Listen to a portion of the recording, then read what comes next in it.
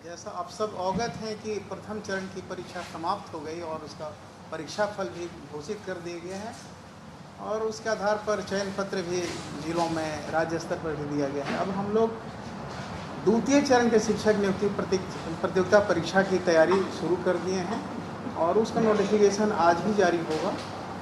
और उसका डिटेल्स मैं बता देता हूँ कि इसमें द्वितीय चरण में 2 कैटेगरी का शिक्षकों की नियुक्ति होना है। एक तो शिक्षा विभाग द्वारा जो प्राप्त अधियाचना उसके आलोक में नियुक्ति होगी और दूसरा है कि पिछड़ा वर्ग एवं अति पिछड़ा वर्ग कल्याण विभाग से भी वैकेंसी प्राप्त हुई है शिक्षकों की नियुक्ति के लिए, उसको भी इसमें ऐड कर दिया गया है। क्योंकि दोनों सेम नेचर का एग्जामिनेशन पैटर्न है, इसीलिए एक ही वैकेंसी के साथ दोनों को ऐड किया हुआ है, एक ही नोटिफिकेशन है। तो सबसे पहले मैं बता देता हूँ, शिक्षा विभाग द्वारा जो अधियाचना प्राप्त हुई है उसमें मध्य विद्यालय के लिए जो 6 से 8 तक के लिए विद्यालय अध्यापक की नियुक्ति होगी, उसकी कुल संख्या है 16,140। दूसरा है माध्यमिक विद्यालय 9-10 के लिए विद्यालय अध्यापकों के लिए कुल पद है 18,877। माध्यमिक विद्यालय वर्ग 9-10 के विशेष विद्यालय अध्यापकों के लिए उसकी कुल संख्या है 270। उच्च माध्यमिक वर्ग 11-12 तक के विद्यालय अध्यापकों के लिए कुल पद है 18,577। ये द्वितीय चरण में इतनी वैकेंसी प्राप्त है। इसी तरह पिछड़ा वर्ग एवं अति पिछड़ा वर्ग कल्याण विभाग के अंतर्गत जो वैकेंसी प्राप्त हुई है उसमें प्रारंभिक शिक्षक प्रशिक्षित होंगे 6 से 8 तक के लिए, उसमें कुल पदों की संख्या है 234। माध्यमिक शिक्षक स्नातक प्रशिक्षित टीजीटी जिसको कहते हैं 9-10 के लिए उसकी कुल संख्या है 248। उच्च माध्यमिक स्नातकोत्तर पीजीटी जो पोस्ट ग्रेजुएट टीचर होते हैं 11-12 के लिए उनकी संख्या कुल है 403 और प्रधानाध्यापकों के लिए भी पद प्राप्त हुआ है 31। इसकी परीक्षा एक साथ होगी अलग अलग कैटेगरी में। परीक्षा का जो पैटर्न है जो उसका सिलेबस तो डिटेल्स हम लोग वैकेंसी में डाल देंगे, नोटिफिकेशन में सारा डिटेल्स रहेगा कि किस स्तर का होगा, कौन सा विषय होगा, इस सभी विषयों का उल्लेख किया रहेगा। लेकिन समरी यही है कि परीक्षा जो होगा वो 2.5 घंटे का होगा और एक ही सब्जेक्ट होगा, मतलब एक ही एग्ज़ाम होगा जिसमें भाग 1 में होगा भाषा जो क्वालिफाइंग नेचर का होगा, उसकी संख्या 30 नंबर का 30 सवाल होगा। सामान्य अध्ययन भाग 2 होगा, वो 40 नंबर का होगा और विषय जिस विषय के वो शिक्षक बनेंगे उस विषय से सवाल 80 नंबर का होगा भाग 3 में। तो इसमें सिर्फ यही देखना है कि भाषा, सामान्य अध्ययन और विषय भाग 3 एक ही प्रश्न पत्र एक ही बुकलेट में रहेंगे, लेकिन पहला जो भाषा होगा क्वालिफाइंग नेचर का होगा। क्वालिफाई करने के बाद ही मेरिट लिस्ट बनेगा रेस्ट सब्जेक्ट पर, बहुत इसमें क्लियर कर देना है। पिछले बार जो एग्ज़ाम हुआ था प्रथम चरण में उसमें भाषा की परीक्षा अलग से हुई थी, हालांकि वो भी क्वालिफाइंग नेचर का ही था लेकिन उसका पेपर अलग था। इस बार एक ही बुकलेट में सम्मिलित कर दिया गया और टोटल टाइमिंग पहले 2 घंटा था, इस बार 2.5 घंटे कर दिया गया। ऑनलाइन आवेदन पत्र भरने की जो संबंधित तिथि है, निबंधन एवं भुगतान प्रारंभ करने की तिथि 5/11 से 14/11 कल से शुरू होगा। निबंधन और फॉर्म शुल्क जमा करने की तिथि 5/11 से 14/11, विलम्ब शुल्क के साथ निबंधन एवं भुगतान की अंतिम तिथि 17/11 होगी। 3 दिन और बढ़ा दिए हम लोग नोटिफिकेशन में। ऑनलाइन आवेदन प्रारंभ करने की तिथि 10/11/2023, मतलब ये फॉर्म रजिस्ट्रेशन शुरू होगा लेकिन फॉर्म भरने का जो एक्चुअल होगा वो 10/11 से सिस्टम ऑन हो जाएगा ऑनलाइन। ऑनलाइन आवेदन भरने की अंतिम तिथि है 25/11, लेकिन इसमें ये नोट करना बहुत जरूरी है कि इस बार का डेट एक्सटेंड नहीं होगा, क्योंकि हम लोग बहुत कम और सीमित समय में एग्जामिनेशन लेकर एग्जामिनेशन क्लियर करना है, रिजल्ट भी निकालना है टाइमली। तो इसीलिए इस बार हम लोगों ने कोशिश किया है कि 25/11 जो टाइम होगा वो उसके बाद एक्सटेंड नहीं करेंगे, जो ही करना है 25/11 के अंदर ही करना है। यही इसका मुख्य बिंदु है। और सर अनुरोध होगा कि डिटेल्स इसमें मैं थोड़ा सा सप्लीमेंट कर देना चाहूँगा। पहली बात कि TRE 1 में जो भी हम लोगों ने अनुभव किया और उसमें जो भी अभ्यर्थियों को भी समस्याएं हुई, उन सब को ध्यान में रखते हुए हम लोगों ने कुछ सुधार कुछ परिवर्तन किए हैं। इसमें पहला सुधार तो ये हुआ कि जो परीक्षा 2 दिन हो रही थी पहले, उस परीक्षा को हम लोगों ने एक ही दिन कर दिया ताकि लोगों को अनावश्यक एक दिन नाइट हॉल्ट यहाँ न करना पड़े। काफ़ी लोगों को पिछले बार कठिनाई हुई थी इसके कारण से, तो एक ही दिन की परीक्षा हम लोगों ने बना दिया है। इसीलिए हम लोगों ने वो जो क्वालिफाइंग वाला जो क्वेश्चन है वो घटा करके उसको हम लोगों को 30 कर दिया है और 30 इसी में जोड़ दिया है। मतलब अब टोटल क्वेश्चंस हो जाएंगे 150, जिसमें से 30 रहेंगे क्वालिफाइंग नेचर के, और वो भाग 1 होगा। भाग 2 होगा वही फिर से 40 और 80 का, जैसे पिछले बार था। और इस परिवर्तन से एक और हम लोगों ने परिवर्तन किया है कि 2.5 घंटे की तो खैर परीक्षा होगी, लेकिन जो टाई ब्रेकर जो इस बार हम लोगों ने देखा कि टाई ब्रेकर में हमें कुल प्राप्तांक जब एक समान हो जाते हैं तो टाई ब्रेकर हम लोगों ने डेट ऑफ बर्थ हमारा था और उसके बाद अल्फ़ाबेटिकल ऑर्डर में नाम था। तो इस बार हम लोगों ने इसमें थोड़ा सा परिवर्तन किया है और टाई ब्रेकर इस तरह से रहेगा कि चूँकि भाषा वाला तो 30 नंबर वैसे भी क्वालिफाइंग नेचर का मेधा में नहीं जुट रहा है, इसलिए टोटल फुल मार्क्स तो 120 नंबर ही होंगे, जो भाग 2 और भाग 3 को जोड़ करके होगा। उसके बाद जब इसमें जब टाई हो जाएगा तो फिर हम मेन पेपर का जो प्राप्तांक होगा भाग 3 का जो होगा उसका जिसका ज़्यादा होगा उससे हम वो टाई ब्रेकर बनाएंगे। और अगर वो भी अगर बराबर हो गया तो फिर दूसरा टाई ब्रेकर फिर बनेगा, जो भाषा जो क्वालिफाइंग नेचर का है उसमें जिसको ज़्यादा नंबर आएगा वो सेकंड टाई ब्रेकर पॉइंट बनेगा। और उसके बाद फिर तब डेट ऑफ बर्थ और तब फिर अल्फ़ाबेटिकल ऑर्डर में नाम। तो इससे क्या होगा कि मेधा को हम लोग ज़्यादा मतलब तरजीह दे रहे हैं, ज़्यादा प्रायोरिटी दे रहे हैं। इसके अलावा जो क्वालिफाइंग का जो 30% जैसे उसका पास मार्क्स रहेगा वो यथावत रहेगा, और विद इन दैट 30 जो है क्वेश्चन जो होगा उसके अंदर 8 क्वेश्चंस जो रहेंगे वो अंग्रेजी के रहेंगे और 22 क्वेश्चन जो रहेंगे वो हिंदी के रहेंगे। ये पहले वाले उसी 30 क्वेश्चन में 8 क्वेश्चन जो रहेंगे वो अंग्रेजी के रहेंगे और 22 क्वेश्चन जो रहेंगे वो हिंदी के रहेंगे। टोटल 30 का रहेगा, लेकिन और 9 नंबर उसमें क्वालिफाइंग रहेगा उसका। उसके अलावा जो जीएस का और जो फिर मेन पेपर का जो 40 और 80 क्वेश्चन रहेंगे 120 वो पूर्वत मतलब पिछले बार की तरह ही टोटल पर जो जीएडी का जो मापदंड है क्वालिफाइंग कट ऑफ का वो वही रहेगा। सिलेबस का जो लॉजिक है वो वही लॉजिक इस बार भी रहेगा, मतलब कि जो एनसीईआरटी का जो पाठ्यक्रम है जो बच्चों को जो पढ़ाया जाता है वही पैटर्न रहेगा, वही, लेकिन स्टैंडर्ड ऑफ कोर्स उससे ज़्यादा रहेगा। स्टैंडर्ड वही रहेगा जो उनकी एलिजिबिलिटी में जो उनका रिक्वायरमेंट है, जैसे ग्रेजुएशन है तो ग्रेजुएशन लेवल चला जाएगा, अगर पोस्ट ग्रेजुएशन तो पोस्ट ग्रेजुएशन लेवल चला जाएगा।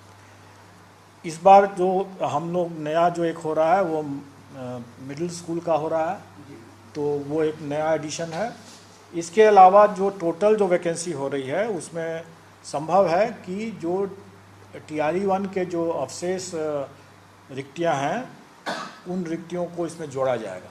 लेकिन इसको थोड़ा सा ये कंफ्यूज ना करें कि टीआरई 1 के जो अवशेष रिक्तियाँ वही हैं जिसमें कि नियुक्ति संभव ही नहीं है, लेकिन जो डॉक्यूमेंट वेरिफिकेशन के दौरान जो रिक्ति उत्पन्न होगी, जो ड्रॉप आउट्स होंगे या डॉक्यूमेंट वेरिफिकेशन में जो असफल होंगे उससे जो उत्पन्न होगी जो रिक्ति, उस रिक्ति को पहले हम सप्लीमेंट्री रिजल्ट से ही पूरा करेंगे, और अगर नहीं कैंडिडेट मिलेगा तभी वो रिक्ति जो है वो राउंड 2 में जाएगा, मतलब टीआरई 2 में तभी जाएगा।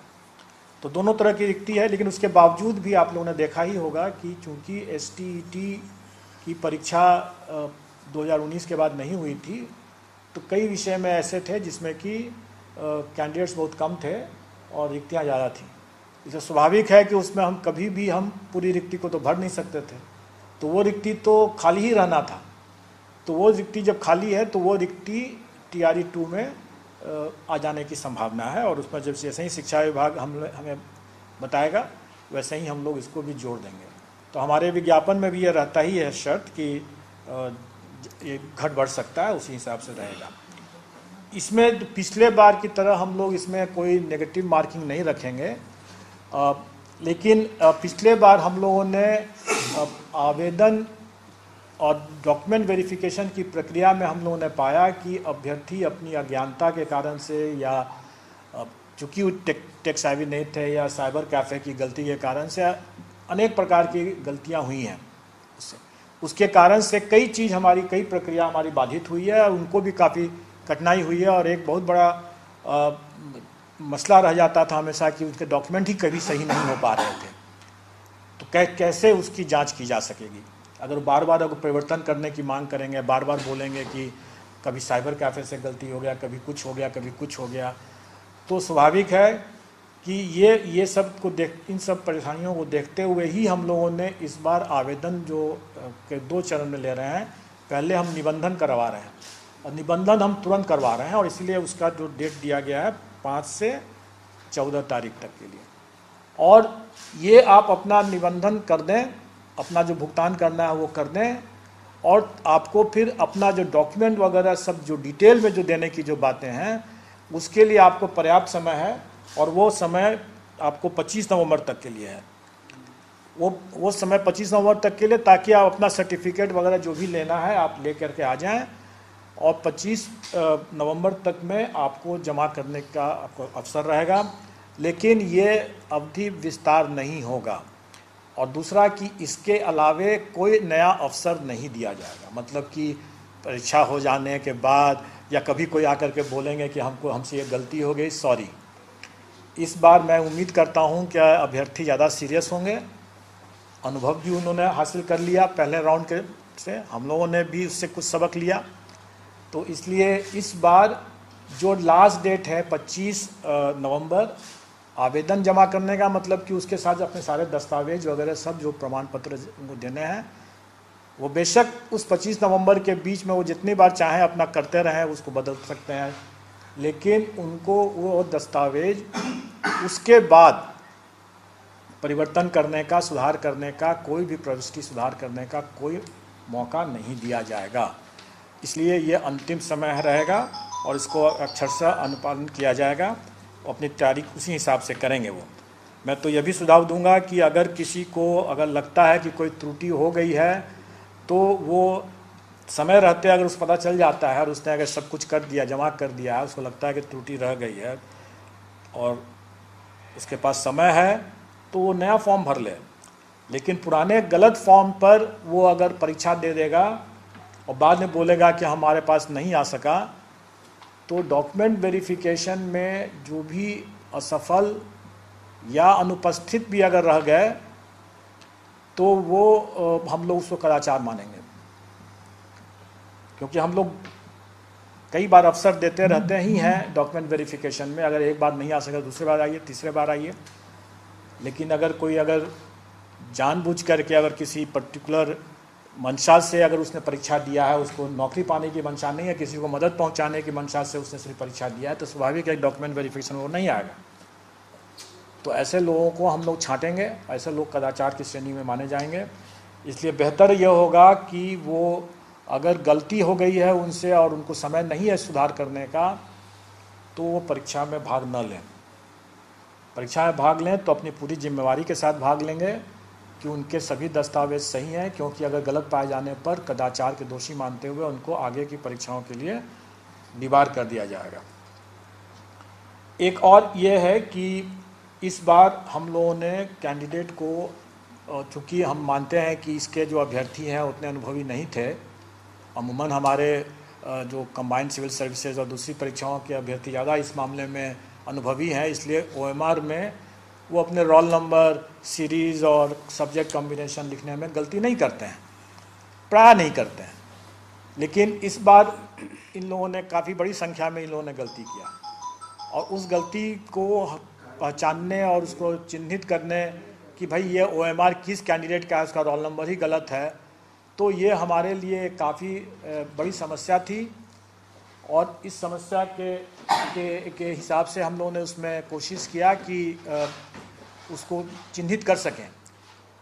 लेकिन इस बार हम लोग ऐसा कोई प्रयास नहीं करेंगे, मैनुअल कोई प्रयास नहीं करेंगे, क्योंकि मैनुअल प्रयास करने में हो सकता है कि गलती भी हो जाए, कुछ छूट भी जाए, और अनावश्यक उसके कारण से सभी लोगों का विलम्ब भी होता है, काफ़ी कठिनाई हो जाती है, हमारे रिसोर्सेज पर भी काफ़ी दबाव पड़ जाता है। अगर हमको सीरीज़ की गलती अगर हो गई तो हम उसको मतलब चार तरह से अगर हम उसका रिज़ल्ट चेक करेंगे, चारों सीरीज़ में रिज़ल्ट चेक करेंगे, उसके बाद वो सुविधा देंगे, तो उसमें हमारे काफ़ी रिसोर्सेज लग जाते हैं, काफ़ी विलम्ब होता है, काफ़ी कठिनाई होती है।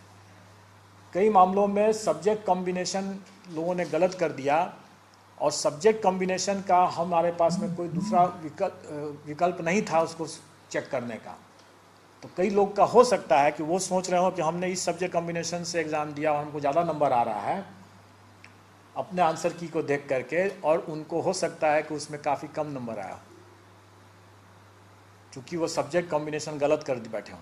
मैंने भी कुछ लोगों का देखा, आप लोग हाई स्कूल में तो हमें अच्छा 50-60 नंबर आ गए और हायर सेकेंडरी वाले में मात्र 19 ही नंबर आ गए। तो अब अगर कोई सब्जेक्ट कॉम्बिनेशन के और इस तरह की कोई गलती कर देता है तो स्वाभाविक है कि उसको नंबर तो बहुत ख़राब आ जाएगा फिर, और सब्जेक्ट कॉम्बिनेशन का कोई सुधार हम नहीं कर सकते क्योंकि हम कोई चेक नहीं कर सकते, क्योंकि उसमें सिर्फ गोला बैठाना था, कोई और चीज़ नहीं, लिखना नहीं था। अगर गोला ही गलत बैठा दिया उसने तो गलत हो गया उसके बाद, और तो कुछ लिखना नहीं था उसमें।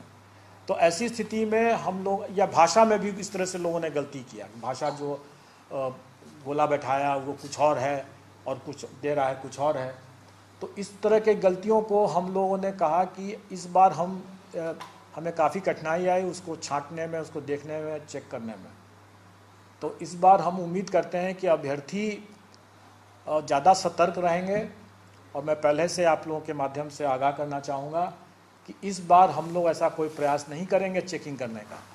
अगर वो सिस्टम अगर उसको नहीं चेक कर रहा है तो नहीं कर रहा है, अगर वो गलत कर रहे हैं तो गलत कर रहे हैं। और इसके लिए हम लोगों ने एक उपाय ये भी सोचा ताकि अभ्यर्थी भी वहाँ पर गलती न करें। हम लोग आवेदन लेते समय ही ये सूचना ले रहे हैं। अगर किसी ने कोई सब्जेक्ट कॉम्बिनेशन आवेदन में दिया है तो स्वाभाविक है कि वो उसी सब्जेक्ट कॉम्बिनेशन की तैयारी करके जाएगा वहाँ पर। अगर कोई भाषा चुना है तो उसी को चुनेगा वो। वहाँ पर हम फिर उसको भरने का अवसर ही नहीं देंगे। अगर उसने आवेदन पत्र में अगर उसने जो भी सब्जेक्ट कॉम्बिनेशन या भाषा चुन लिया वही उसका हो गया। वहाँ पर OMR में, एग्जामिनेशन हॉल में, उसके प्रेशर में वो कई बार गलती कर बैठता है, उसकी नौबत ही नहीं आएगी अगर हम उसको वहाँ पर भरने के लिए देंगे ही नहीं। लेकिन उसको याद रहना चाहिए कि उसने कौन से भाषा या सब्जेक्ट कॉम्बिनेशन के लिए उसने अप्लाई किया है। तो ये सूचना हम लोग उसके एडमिट कार्ड में प्रिंट कर देंगे ताकि वो अगर भूल भी गया हो कि उसने कौन सा सब्जेक्ट कॉम्बिनेशन में दिया है, या एग्जामिनेशन हॉल में जा कर के उसको उस सब्जेक्ट कॉम्बिनेशन से इतर कोई दूसरे सब्जेक्ट कॉम्बिनेशन में सरल क्वेश्चन लगे और वो लालायित हो जाए कि हम वो सरल वाला कर दें, तो वैसा नहीं कर पाएगा क्योंकि उसमें एडमिट कार्ड में लिखा रहेगा कि आपका ये सब्जेक्ट कॉम्बिनेशन है, और फिर वो उसी में करना ही होगा उसको, क्योंकि हम फिर उसके अलावे हम उसका OMR को जांचेंगे, दूसरे सब्जेक्ट कॉम्बिनेशन से नहीं जांचेंगे। तो ये कुछ परिवर्तन है। अब कुछ बातें और भी हैं जिसको कि TRE 1 में हम लोगों ने पाया कि डॉक्यूमेंट वेरिफिकेशन के दरमियान में, चूँकि ये डॉक्यूमेंट वेरिफिकेशन आयोग डायरेक्टली अपने स्तर से नहीं कर सकता था क्योंकि इतनी बड़ी संख्या थी, इसलिए ये डिसेंट्रलाइज तरीके से होना मजबूरी था। और डिसेंट्रलाइज तरीके से जब हम करते हैं तो नेचुरली उसमें नियंत्रण और अनुश्रवण की कमी रहती है, तो नेचुरली उसमें एक्यूरेसी भी कम रहेगा, और वो थोड़ा ज़्यादा ही इनएक्यूरेट हो जाता है अगर प्रशासनिक विभाग के लोग उसमें सम्मिलित नहीं होते हैं। तो उसके कारण से जो हम लोगों ने सुधार किया, अपनी प्रक्रिया में परिवर्तन किया, वाटरमार्क को इंट्रोड्यूस किया और उसमें कई तरह का डिस्क्लेमर भी लगाए। तो हम लोगों ने ये तय करके किया कि हम जो भी परीक्षा फल जो निकालेंगे वो सशर्त निकालेंगे। सशर्त का मतलब ही यह हो गया कि अगर उसमें डॉक्यूमेंट वेरिफिकेशन में अगर कोई गलत पाए जाएंगे तो छंट जाएंगे। इसका मतलब है कि उस परीक्षा फल में स्वाभाविक रूप से हम लोग भी जान रहे हैं, भली भांति जान रहे हैं, और आप सब लोग भी जान रहे हैं कि उसमें कुछ ऐसे अभ्यर्थी अवश्य होंगे जो डॉक्यूमेंट वेरिफिकेशन में असफल होंगे। अब इसको परीक्षा फल में घपला कहना, झोल कहना, वो अगर ऐसा कोई अगर इसको समझता है या बोलता है या मानता है तो मुझे लगता है कि यहाँ उनको आने की ज़रूरत नहीं है, क्योंकि उससे उनका भी समय बर्बाद होगा और हमें मेरा भी समय बर्बाद होगा। ऐसा जो हम लोग खुद ही कह रहे हैं कि ये सशर्त है, तो इसमें घपला को इसको कहना कि ऐसे ऐसे घपलेबाज अभ्यर्थी शामिल हो गए, ये घपला कहना तो बेबुनियाद है, निराधार है, गलत मंशा है। हम लोग यही प्रक्रिया टीआरई 2 में भी हम लोग करेंगे ही करेंगे। मतलब कि टीआरई 2 में हम लोग फिर से सशर्त ही रिजल्ट निकालेंगे और डॉक्यूमेंट वेरिफिकेशन के स्तर पर ही हम लोग ऐसे अभ्यर्थियों को छांटेंगे जो घपलेबाज हैं। अब अगर आगे भी अगर इसको अगर कोई ऐसे परीक्षा फल जो सशर्त है इसको घपला ही बोले अगर, तो मैं फिर और उसके लिए फिर मैं तो सिर्फ क्षमा ही मांग सकता हूँ, उससे और अधिक तो कुछ कर नहीं सकता हूँ। तो हम लोग का यही कार्रवाई रहेगा, ऐसा ही कार्रवाई रहेगा। लेकिन इसमें एक चीज़ मैं और आपको बता दूं कि जो हम लोगों ने बायोमेट्रिक का और फेशियल रिकॉग्निशन सिस्टम जो हम लोगों ने इस्तेमाल किया, वो इस्तेमाल अब हम लोग परीक्षा के साथ साथ परीक्षा के बाद भी हम लोग उसका इस्तेमाल शुरू कर चुके हैं। और आप लोगों ने देखा होगा कि कई ऐसे जो गलत आरोप लगाने वाले लोग जो हैं, जो अपनी नासमझी से गलत आरोप लगा रहे हैं, उनको भी हम लोगों ने फेशियल रिकॉग्निशन सिस्टम का उपयोग करके पहचान लिया कि उनका कौन सा रोल नंबर है, उनका रजिस्ट्रेशन नंबर क्या, उनका क्या फ़ोटो दिया गया वगैरह वगैरह। और इस पर हम लोग काफ़ी गंभीरता से उन पर हम लोग कार्रवाई भी करेंगे, क्योंकि हमारे नोटिस में बहुत पहले से भी निकला हुआ है कि कोई जो इस तरह का बेबुनियाद अगर कोई कराते हैं, अफवाह फैलाते हैं, बेबुनियाद आरोप लगाते हैं, वो बेशक वो अगर उनके पास में सटीक सबूत है तो दें, और हम लोग अपने पोर्टल के माध्यम से उनका आमंत्रित भी कर रहे हैं। और अभी तक तो हमारे पास बड़ी संख्या में तो आया नहीं है, और ज़्यादातर लोगों की जो आया भी है उसमें हम लोग पा रहे हैं कि उनकी ही गलती है।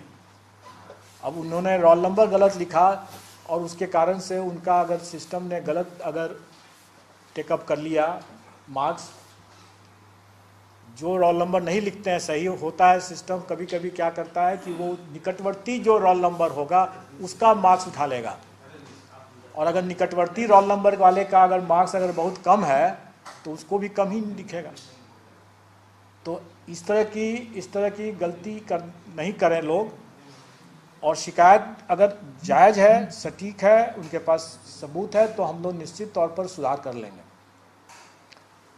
मैं एक और उदाहरण देता हूँ कि हम लोगों ने इस बार जो रिजल्ट बनाया उसमें कई आरक्षित श्रेणी में NA लिखा हुआ था, नॉट अवेलेबल। जो लोग आरक्षण किस तरह से काम करता है वो अगर जानेंगे कि सबसे पहले हम लोग किसी भी कैंडिडेट का उसके मेधा के आधार पर उसको पहले जनरल कैटेगरी में ट्रीट करते हैं। अगर जनरल कैटेगरी में अगर वो अपने मेरिट से आ जाता है तो उसको हम जनरल मानते हैं। अगर मान लें कि अगर कोई शेड्यूल कास्ट कोई रिजर्व कैटेगरी आरक्षित श्रेणी के कोई अभ्यर्थी अगर अपने मेधा से ही जनरल कैटेगरी में आ गए और उसके बाद आरक्षित श्रेणी का कोई कैंडिडेट बचा ही नहीं, तो हम उसका रिजल्ट आरक्षित श्रेणी में नहीं देंगे, क्योंकि अपने मेधा से वो जनरल कैटेगरी में आ चुका है। तो हम उसको जनरल कैटेगरी में देंगे और आरक्षित श्रेणी में नॉट अवेलेबल देंगे। मतलब कि चूंकि आरक्षित श्रेणी में अगर कोई कैंडिडेट बचा ही नहीं, सबके सब मेधा जनरल में आ गए, तो हम ऐसी स्थिति में हम NA ही तो लिखेंगे। तो उसमें यह कहना कि हम NA लिखें, हम तो अवेलेबल हैं, फिर भी हमारा नहीं हुआ, इसलिए नहीं हुआ क्योंकि आपका तो कोटा पहले ही फुल हो गया। क्योंकि ये खास करके ऐसा देखा गया कि शेड्यूल कास्ट में अगर मान लें तो शेड्यूल कास्ट में महिलाओं के लिए भी आरक्षण है, सभी कैटेगरी में है। तो अगर शेड्यूल कास्ट की महिला अगर पुरुषों के बराबर अगर उनका अगर मेधा है तो वो शेड्यूल कास्ट में माना जाएगा, वो शेड्यूल कास्ट महिला में नहीं उनको बुक करेंगे। और अगर शेड्यूल कास्ट में अगर उनको बुक करके अगर महिला का कोटा पूरा हो गया तो शेड्यूल कास्ट महिला में नॉट अवेलेबल हो जाएगा, क्योंकि कोई कैंडिडेट बचा ही नहीं लेने के लिए। वहाँ पर जितनी महिलाओं को लेना था वो सबके सब शेड्यूल कास्ट में आ ही गई। अगर हमको 50% लेना है तो 50 अगर शेड्यूल कास्ट में आ गई तो फिर अलग से महिलाओं को लेने का नहीं बनता है। और इसीलिए उसमें NA लिखाएगा। तो ऐसे लोग नहीं समझ करके उसको शिकायत करने लगे तो उन पर, उनकी नासमझी के लिए तो उन पर कार्रवाई तो होगी ही होगी। बढ़िया उदाहरण हिंदी वाला एग्जाम का रिजल्ट है 525 में सभी लोग। हाँ, जैसे अभी जैसे सचिव साहब आप बताएं कि एक और उदाहरण देंगे। उदाहरण है कि सबसे पहला जो हम रिजल्ट निकाले थे हिंदी का +2 वाले में, तो उसमें 3100 कुछ सीट था, 525 हमको मिला। तो अगर 3100 दीजिएगा तो उस हिसाब से हमारा जो मेधा सूची जनरल का बनता तो उसी में सारे लोग आ गए, तो सारा लोग जनरल में आ गया, तो सभी कैटेगरी में NA लिखा हुआ था। आप लोग इस उदाहरण से भी समझ सकते हैं। 500 कभी कैंडिडेट जितने रिक्ति थी उससे काफ़ी कम कैंडिडेट अप्लाई किया, और जितने कैंडिडेट सेलेक्ट हो गए सबके सब जनरल में ही बुक हो गए, तो आरक्षण में जाने की जरूरत ही नहीं पड़ी उनको। ऐसे कई सब्जेक्ट्स में आप देखेंगे स्वाभाविक है कि आरक्षित श्रेणी में NA लिखाएगा फिर। तो ये स्थिति है, और हम लोगों ने अपनी ओर से बता दिया। अगर आप लोगों को नहीं सर, हाँ बता एक चीज़ और ऐड करना चाहेंगे इसमें। पिछले बार अपियरिंग का प्रावधान किया गया था, इसमें किसी तरह का अपियरिंग नहीं होगा, और जो हमारा कट ऑफ होगा अहर्ता के लिए वो निबंधन की अंतिम आवेदन की अंतिम तिथि जो होगा वो कट ऑफ का ये रहेगा, मतलब उस डेट तक सारा सर्टिफिकेट 25/11 तक रहना चाहिए। ये बहुत इम्पोर्टेंट है। सर निगेटिव के बारे में, निगेटिव मार्किंग के बारे में क्या बोला गया? नेगेटिव मार्किंग नहीं लागू होगा। ये आवेदन की अंतिम तिथि हर्ता योग्यता दोनों ना सर? हाँ सर एक बार जरा डेट कोई एग्जामिनेशन का डेट हाँ बता रहा ठीक है, फिर से बता आप बता दें। चलो मैं बोल देता हूँ। निबंधन का जो है एवं भुगतान वो 5 तारीख से, मतलब कल से 14 तारीख तक होगा। विलंब शुल्क के साथ निबंधन एवं भुगतान की अंतिम तिथि 17/11 होगा। और हम लोगों ने पहले बता दिया है कि निबंधन अलग क्यों रख रहे हैं और आवेदन के लिए हम क्यों रख रहे हैं, क्योंकि डॉक्यूमेंट उसी समय, निबंधन के समय ही अगर डॉक्यूमेंट भी जमा करने में, तो बोल रहे थे लोग कि साइबर कैफे में काफ़ी भीड़ हो जाती है, मेरा वाला किसी दूसरे में डाल दिया, दूसरा वाला इसमें डाल दिया। तो इसीलिए हम लोगों ने निबंधन पहले करवा रहे हैं, पेमेंट करवा रहे हैं, और उसके बाद उनको एक्स्ट्रा टाइम दे रहे हैं कि भाई आप अपना डॉक्यूमेंट जो भी लाना है अपना ले आइए 25 तक। उसके बाद 10 तारीख से 25 तारीख के बीच में वो अपना डॉक्यूमेंट सब जमा कर सकते हैं आवेदन के साथ।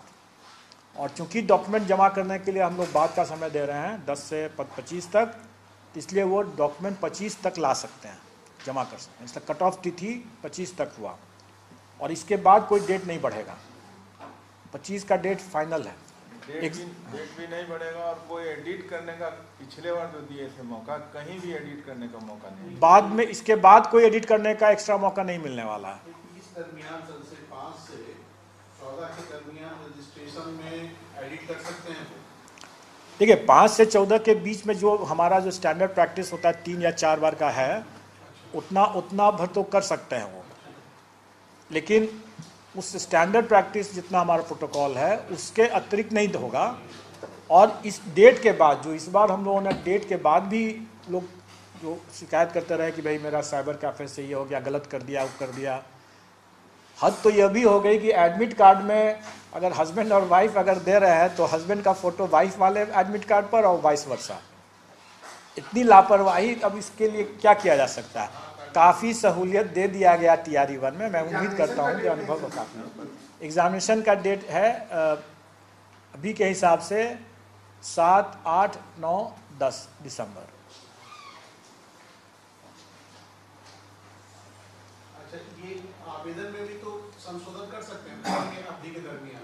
उस अवधि के दरमियान जो हमारा जो प्रोटोकॉल है जिसमें हम लोग 3 या 4 बार देते हैं, एक बार सबमिट कर दिए तो फिर किसी तरह का एडिट नहीं होगा। और अगर आपको लगता है कि गलत हुआ है या गलती हो गई है तो पुनः रजिस्ट्रेशन करें। अच्छा, तो पुनः रजिस्ट्रेशन करके और नया आवेदन फॉर्म भरें। आवेदन तो दोबारा नहीं कर सकते? नहीं, देखिए फिर से मैं इसको एक्सप्लेन करता हूँ। निबंधन तो तभी आपका पूर्ण होगा जब आप पेमेंट भी करेंगे। स्वाभाविक है कि जब आप पेमेंट कर दिए, उसके पहले जो आपको सुधार करना था आप कर लीजिए, लेकिन जब एक बार आप सबमिट कर दिए तो फिर आपको सबमिटेड फॉर्म को या सबमिटेड निबंधन वाला या उसको चेंज करने का आपको मौका नहीं मिलेगा। अगर आपको लगता है कि गलती हो गई और निबंधन का समय जैसे बचा हुआ है तो आप फिर से भरिए, फिर से फी देना होगा। फिर से भरिए। एग्जाम की तारीख जो वाले नहीं होगा, संभावित है। जैसे सर इसमें सिपाही वाले में हुआ क्या केस आया वहाँ पे कि ये त्रुटि हुई और वो दोबारा रजिस्ट्रेशन किए तो 45,000 का लिस्ट जारी कर दिए कि ये 2 बार रजिस्ट्रेशन किए हैं। तो अगर 2 बार रजिस्ट्रेशन करते हैं तो उनको चिन्हित करके बाहर करने की कोई संभावना नहीं है। हम लोग उसको मर्ज करते हैं। बीपीएससी में ये परिपाटी है कि अगर कोई डबल पहले भी अगर कहीं किया हुआ है तो उस रजिस्ट्रेशन को हम लोग मर्ज करके एक लास्ट वाला हम लोग करते हैं। हम लोग अभ्यर्थी को जरूर मौका देते हैं और हम लोग उसको परीक्षा के पहले उसको छांटने का हम लोग प्रयास नहीं करते हैं। इस तरह से हम लोग डॉक्यूमेंट भी इसीलिए उस समय नहीं जांचते हैं। हम लोग बेशक हम लोग का प्रयास रहता है कि हम लोग उसको मेधा के आधार पर उसको छांटें या सेलेक्ट करें, और उसके बाद जब हम सेलेक्ट करते हैं मेधा के आधार पर, जो कि इस बार भी किया गया, उसके बाद हम डॉक्यूमेंट देखते हैं कि भाई आपका डॉक्यूमेंट सब सही है कि नहीं सही है, और उसमें अगर नहीं सही रहेगा तो हम उस समय फिर उसके आधार पर फिर तब छांटा जाएगा। दो चरण में छंटते हैं। एक तीसरा चरण भी होता है और वो है ज्वाइनिंग के बाद का, क्योंकि ज्वाइनिंग के समय में आपको पता नहीं रहता है कि वो डॉक्यूमेंट जो दे रहा है उसको आप उसके फेस वैल्यू पर लेंगे, वो फर्जी डॉक्यूमेंट लेके आ गया कि असली सही डॉक्यूमेंट है कि फर्जी है, ये तो आप उस समय तो अनुसंधान नहीं करने बैठेंगे ना, वो तो बाद में करने बैठ जाएंगे, उसमें समय भी लगेगा। वो सेकेंड स्टेप का फिर है, वो बाद में होगा। पहला फिल्टर जो होता है वो मेधा पर होता है, जो कि हम लोगों ने किया मार्क्स के बेसिस पर, ऑफ कोर्स रिजर्वेशन कैटेगरी को भी। सेकेंड फिल्टर जो होगा वो डॉक्यूमेंट वेरिफिकेशन के आधार पर होगा, जो कि किया भी गया है। एंड थर्ड फिल्टरेशन जो होगा वो आफ्टर ज्वाइनिंग होगा, जो कि वृहद अनुसंधान के बेसिस पर होगा। मतलब कि उसमें देखा जाएगा कि अगर मान ले वो अपना कोई भी सर्टिफिकेट, जैसे किसी ने पूछा भी था कि अगर अलीगढ़ मुस्लिम यूनिवर्सिटी से अगर कोई सर्टिफिकेट, फॉर दैट मैटर किसी भी यूनिवर्सिटी से कोई सर्टिफिकेट लेके आ रहा है, वो सर्टिफिकेट हम तो उस दस्तावेज को देखेंगे, अभी इस स्टेज पर तो देखेंगे कि दस्तावेज सही है, ओरिजिनल लग रहा है, चलो ठीक है ये।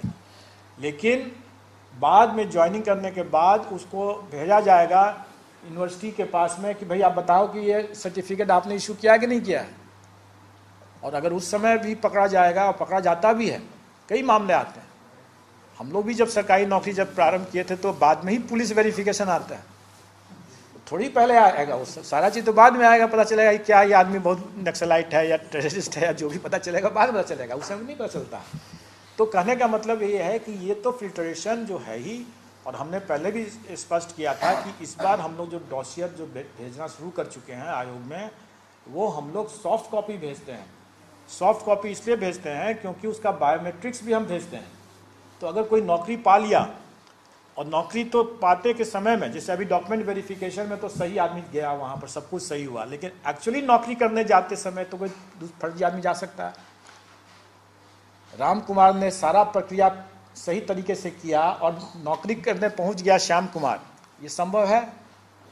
इसीलिए डॉसियर भी जब हम लोग जब भेजते हैं तो वो हम लोग डिजिटल भेज रहे हैं, जिसमें कि हम ई साइन कर डिजिटली साइन करके भेजते हैं, और उसमें सॉफ्ट कॉपी में हम उसका बायोमेट्रिक्स भी भेजते हैं, ताकि जब नौकरी जब करने लगे तब देखा जाएगा कि भाई जो बायोमेट्रिक जिस पर की परीक्षा दिया, सारा कुछ हुआ जिस बायोमेट्रिक्स पर, क्या वही कैंडिडेट वहाँ पर पढ़ा रहा है या नहीं काम कर रहा है, कोई दूसरा तो नहीं कर रहा है।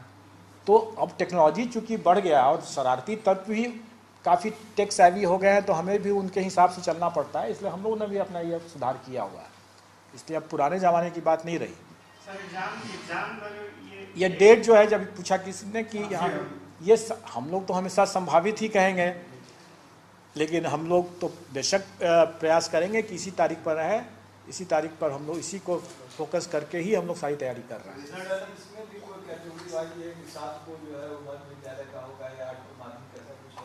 देखिए एक ही दिन में लेने की बात यह हुई कि पिछले बार हम लोगों ने भाषा की परीक्षा को दूसरे दिन लिया था। दूसरे दिन लेने की ज़रूरत इसलिए पड़ी थी क्योंकि हमारा पहला दिन जैसे जो था प्राइमरी का, हमें 2 शिफ्ट में करना पड़ा क्योंकि कैंडिडेट ज़्यादा थे, और इस बार भी वही होगा। इस बार भी वही अगर होगा, अगर कैंडिडेट हमारी एक विशिष्ट क्षमता के से ज़्यादा अगर नंबर्स में कैंडिडेट आ जाते हैं तो वैसी स्थिति में हम लोगों को निश्चित तौर पर 2 शिफ्ट करना पड़ेगा।